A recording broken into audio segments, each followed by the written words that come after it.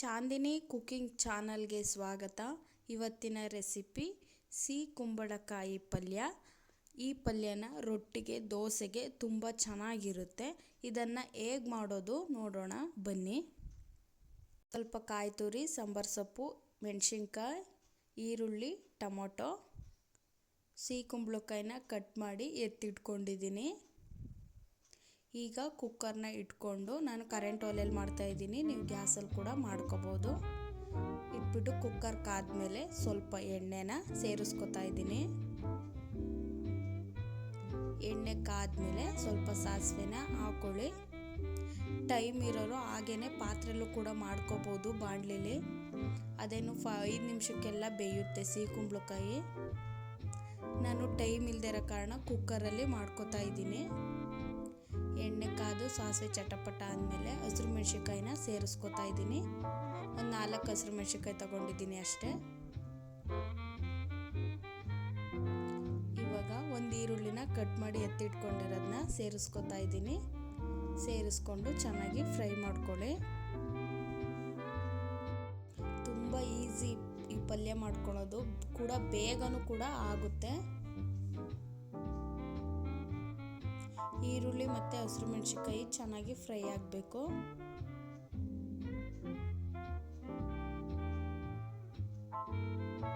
ಚೆನ್ನಾಗಿ ಫ್ರೈ ಮಾಡ್ಕೊಳ್ಳಿ.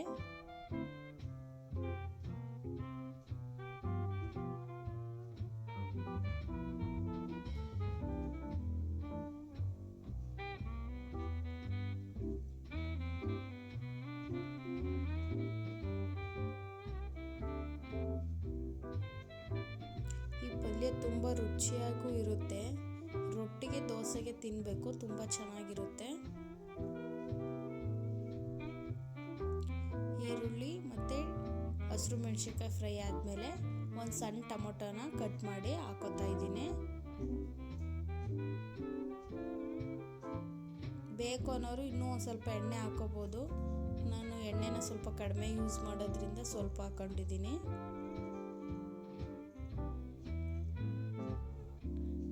ಟೊಮೊಟೊ ಬೇಗ ಫ್ರೈ ಆಗಬೇಕು ಅಂದರೆ ಸ್ವಲ್ಪ ಉಪ್ಪನ್ನ ಸೇರಿಸ್ಕೊಂಡು ಫ್ರೈ ಮಾಡ್ಕೊಳ್ಳಿ.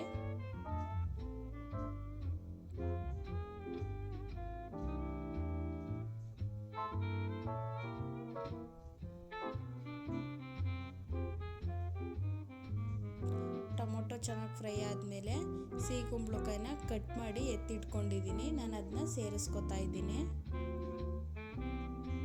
ವಾಶ್ ಮಾಡಿ ಹಾಕೊಳ್ಳಿ. ಇದಕ್ಕೆ ಒಂದೇ ಒಂದು ವಿಷಲ್ ಹಾಕಿಸ್ಕೋಬೇಕು. ಜಾಸ್ತಿ ಹಾಕೊಂಡ್ರೆ ಪಾಯಸ ಆಗಿಬಿಡುತ್ತೆ. ಅದಕ್ಕೆ ಟೈಮ್ ಇರೋರು ಪಾತ್ರೆಯಲ್ಲೇ ಹಾಗೆ ಮಾಡ್ಕೋಬೋದು. ಒಂದು 5 ನಿಮಿಷಕ್ಕೆಲ್ಲ ಅದಾಗುತ್ತೆ. ಈಗ ಒಂದು ಮಿಕ್ಸ್ ಮಾಡಿಕೊಂಡು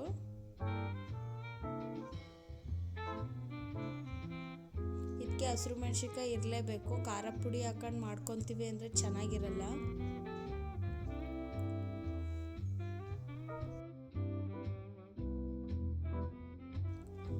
ಒಂದು 2ರಿಂದ 3 ನಿಮಿಷ ಫ್ರೈ ಮಾಡ್ಕೊಳ್ಳಿ ಅದನ್ನ.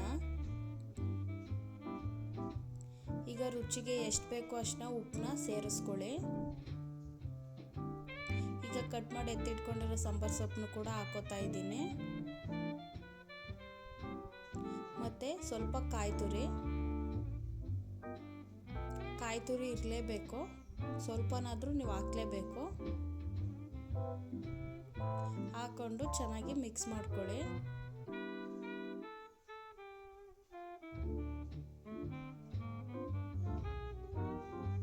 ಇದು ತಾನಾಗೆ ನೀರು ಬಿಡುತ್ತೆ. ಇದಕ್ಕೆ ತುಂಬ ನೀರೇನು ಹಾಕೊಳೋದು ಬೇಡ. ಫ್ರೈ ಮಾಡ್ತಾ ಮಾಡ್ತಾ ನೀರು ಬಿಟ್ಕೊಳ್ಳುತ್ತೆ.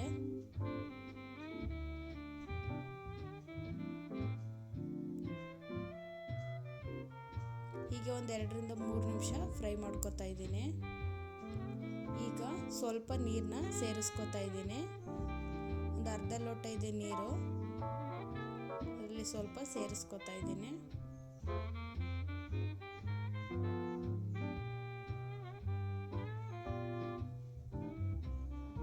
ಇನ್ನೊಂದು ಸ್ವಲ್ಪ ಇತ್ತಲ್ಲ, ಅದನ್ನು ಕೂಡ ಹಾಕೊಂಡೆ.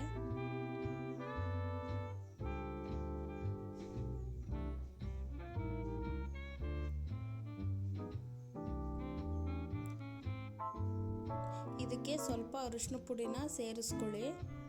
ಅರಿಶಿನ ಪುಡಿ ಹಾಕಿರೋ ವಿಡಿಯೋ ಸ್ಕಿಪ್ ಆಗಿದೆ ಅನಿಸುತ್ತೆ.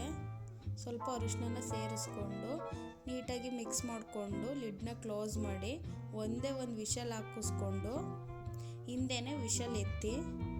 ನಾನು 5 ನಿಮಿಷ ಫ್ರೈ ಮಾಡ್ಕೊಳ್ಳೋದ್ರಿಂದ ಆಗಲೇ ವಿಷಲ್ ಎತ್ತದೆ. ಈಗ ನೋಡಿ ಪಲ್ಯ ರೆಡಿಯಾಗಿದೆ. ಇಷ್ಟಿದ್ರೆ ಸಾಕು. ಮಿಕ್ಸ್ ಮಾಡಿದ ತಕ್ಷಣ ಅದು ಸಾಫ್ಟಾಗಿ ಎಲ್ಲ ಕಲಸೋಗುತ್ತೆ. ಜಾಸ್ತಿ ನೀರು ಹಾಕೊಂಡ್ರೆ ನೀರು ಥರ ಆಗುತ್ತೆ, ಅದಕ್ಕೆ ಸ್ವಲ್ಪ ಹಾಕೋಬೇಕು. ಈಗ ಅಕ್ಕಿ ರೊಟ್ಟಿ ಜೊತೆ ನಾನು ಮೆಂತ್ಯ ಸೊಪ್ಪು ಹಾಕಿ ಅಕ್ಕಿ ರೊಟ್ಟಿ ಮಾಡ್ಕೊಂಡಿದ್ದೆ. ಅದ್ರ ಜೊತೆ ಸಿಹಿ ಕುಂಬಳಕಾಯಿ ಪಲ್ಯ ತುಂಬಾ ಚೆನ್ನಾಗಿತ್ತು. ನೀವು ಮನೇಲಿ ಒಂದ್ಸಲ ಟ್ರೈ ಮಾಡಿ. ನನ್ನ ವಿಡಿಯೋ ಇಷ್ಟ ಆದರೆ ಲೈಕ್ ಮಾಡಿ, ಸಬ್ಸ್ಕ್ರೈಬ್ ಮಾಡಿ. Thank you for watching.